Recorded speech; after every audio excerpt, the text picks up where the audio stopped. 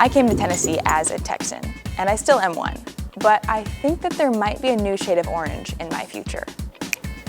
Let me explain. In December, I was a part of something special. WBIR sent a small crew to Columbus, Ohio to cover the college football playoff. We spent 5 days there, living and breathing the Vol hype. It was a wild time. Go Vols! Vol fans showed up for their team in a big way.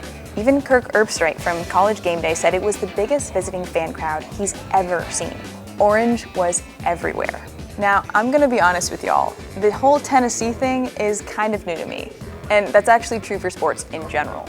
My high school didn't have sports, and in college, I was a marching band kid. So my game day experience consisted of rehearsals and marching in the parade and playing show tunes in the stands. It was a total blast. But the fan experience is kind of new to me, and I think I might love it. Go Vols! The passion, the camaraderie, the connection.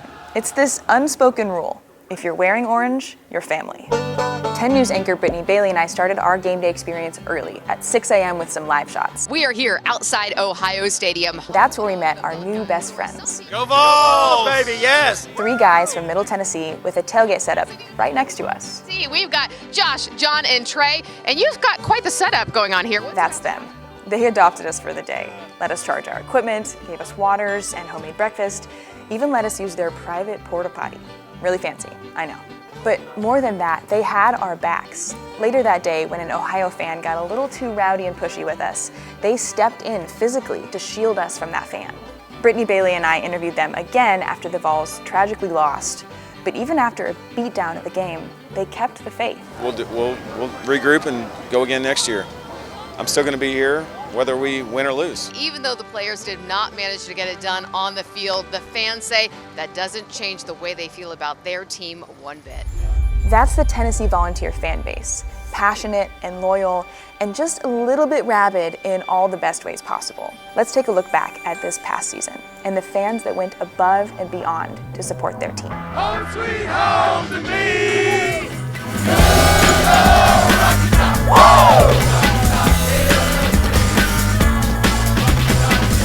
Let's start off with the fans we met while in Ohio.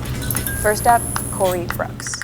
He's from Powell and was desperate to make it to Columbus for ESPN College Game Day. When he arrived at the OSU campus, he had nowhere to stay, so he curled up on the ground with a backpack for a pillow and slept under the stars. Why? Just to cheer for his team come Saturday morning. It got pretty chilly. We took a nap and I woke up and I had snow on me, and it was a whole different feeling, but something about it energized me. It was a special feeling. Next, Brian Krajak. He's the director of operations for Forbidden Root, a bar in Easton Town Center in Columbus. But what's really forbidden? All of the orange hiding in plain sight. Krajak says that he just has to sneak in as much of his Vol love as possible. Once you're diehard UT, it's tough to get that out. It's a bold move in the middle of Buckeye country. He's got orange drinks, orange merch, and on the Friday before the big game, orange guests. He threw a big party for all the Vol fans who were in town. Here's what the atmosphere was like.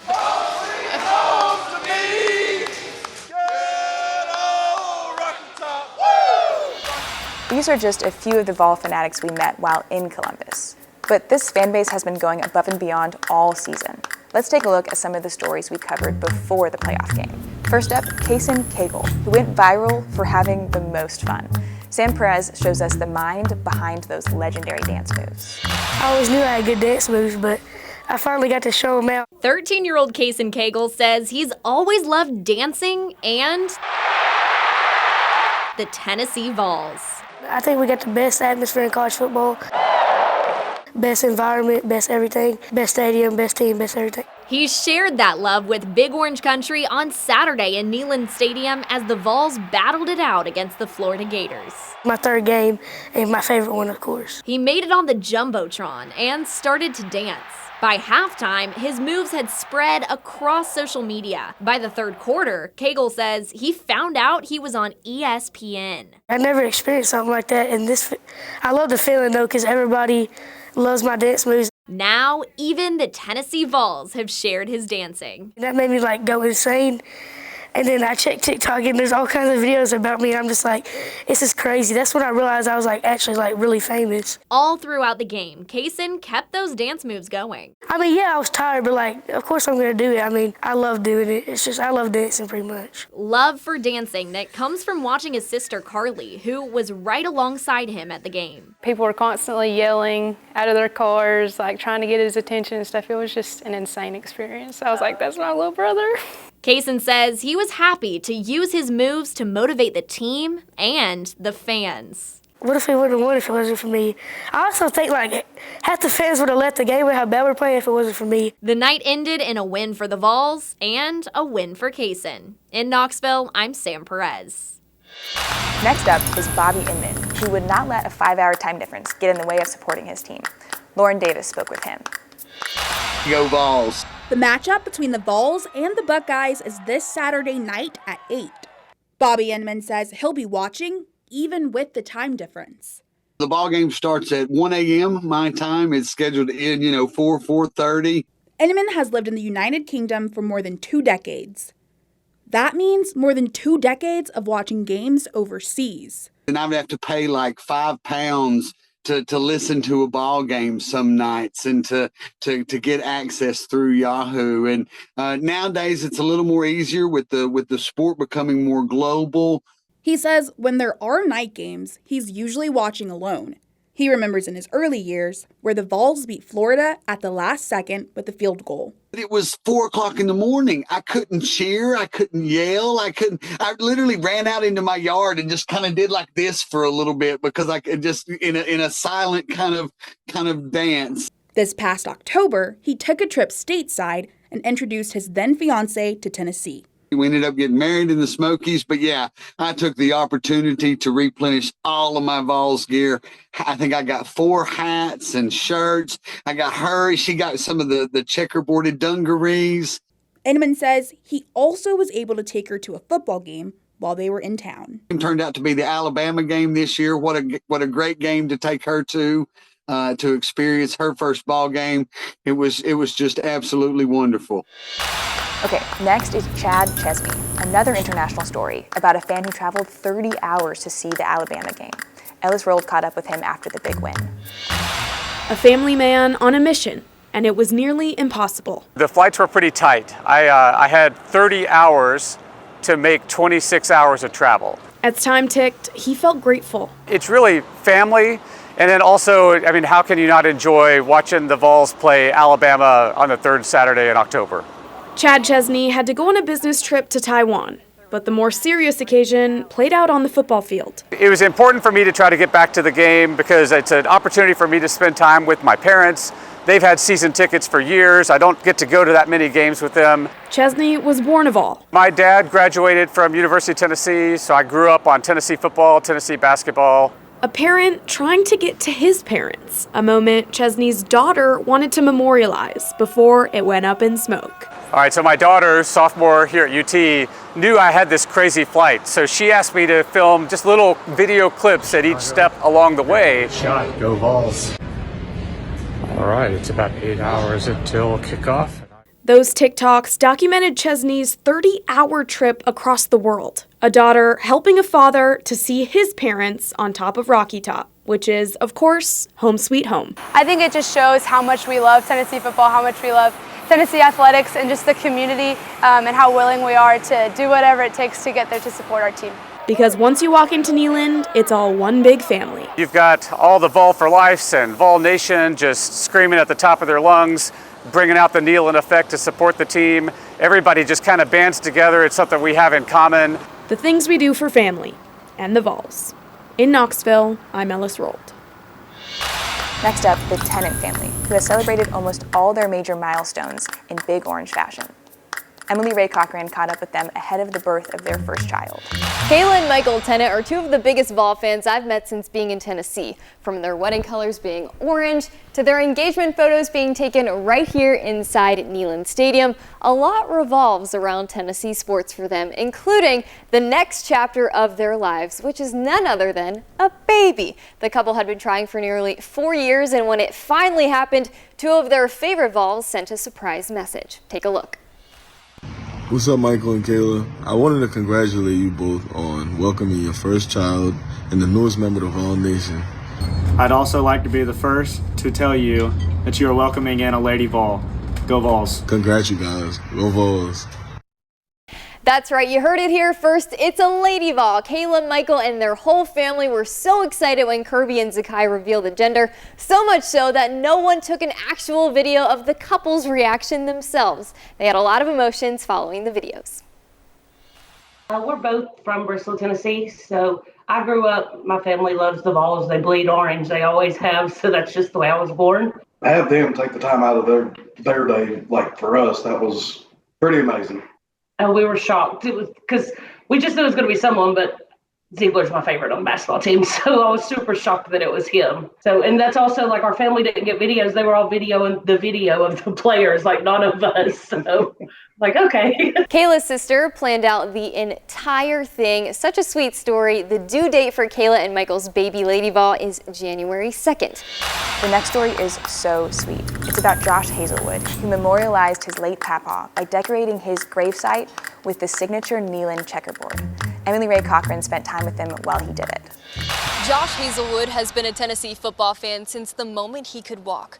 The tradition of wearing the orange and white stemmed from his grandfather, or as he liked to call him, Papa.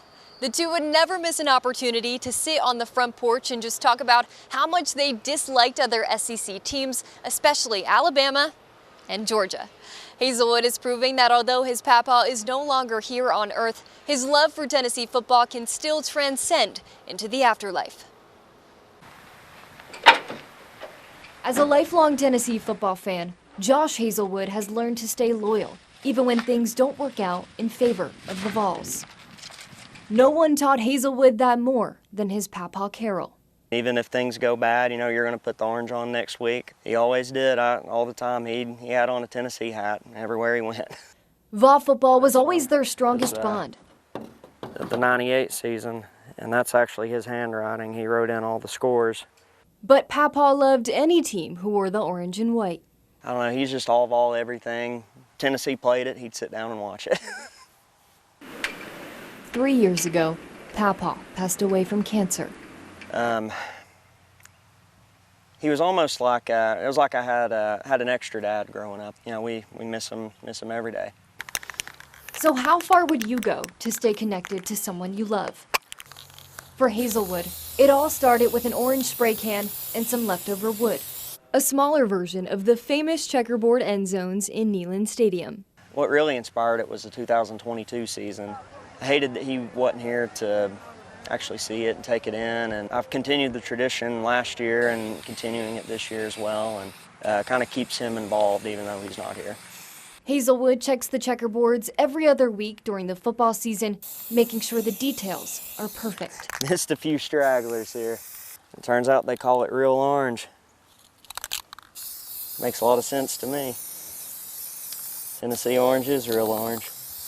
While painting, Hazelwood remembers every moment spent with his papa, especially talking football on the porch. Man, I think about all the good times we had together. It's a pretty day today. I know he'd be out there on the porch right now if he was still here on earth with us. Papa was already a Vol for life, but his grandson is making sure he's a Vol forever. He's all Vol everything, always wearing orange and white. I mean, what better way to kind of keep his legacy and our relationship alive than putting the checkerboard there for him. Hazelwood told me that if his papa was still here, his favorite part about this 2024 Tennessee football team would have to be Dylan Sampson. And of course, he would be one of those fans wondering why he isn't in the Heisman conversation. Reporting from Athens, Georgia, I'm Emily Wright Cochran. The final story I have for you is about James Dean. He's a volunteer who brought fans together from across college football to support a young OSU fan who had been diagnosed with Sanfilippo syndrome. WBNS reporter Adam King spent time with the child's parents to talk about the impact it's had on their family.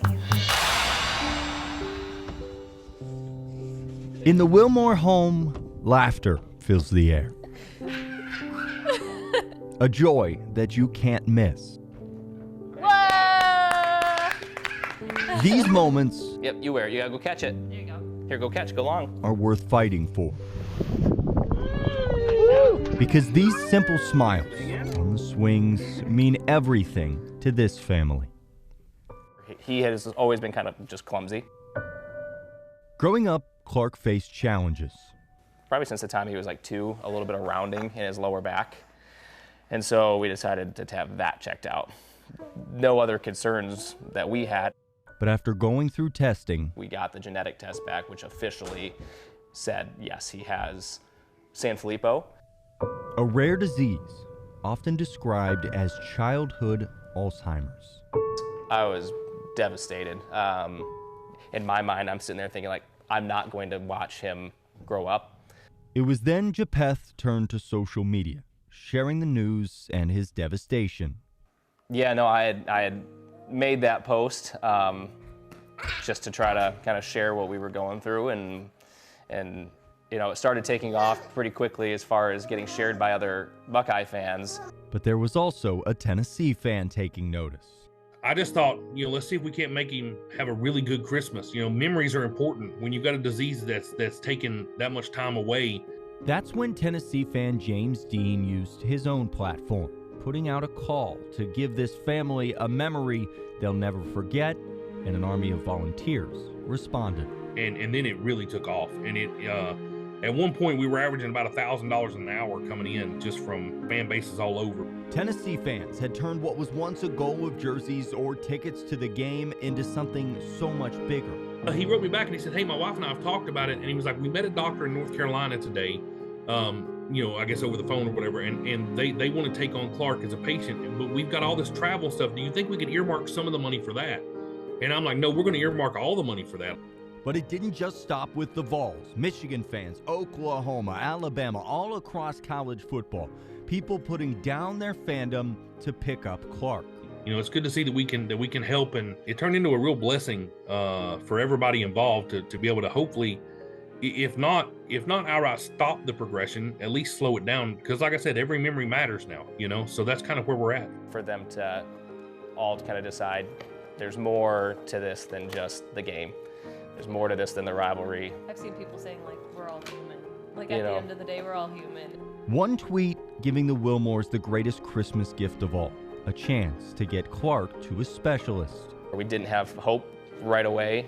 Now we do, because now we have the ability to get him to care that is going to give us a chance at either a treatment or a cure someday. For Clark, the treatments will begin soon, with a daily focus on finding a cure. Yeah, it's crazy. Like, all the strangers, like, we're just really thankful, and it's brought us a lot of hope for sure. But while they wait, what is that? Some other ones? Football. These moments, these dances,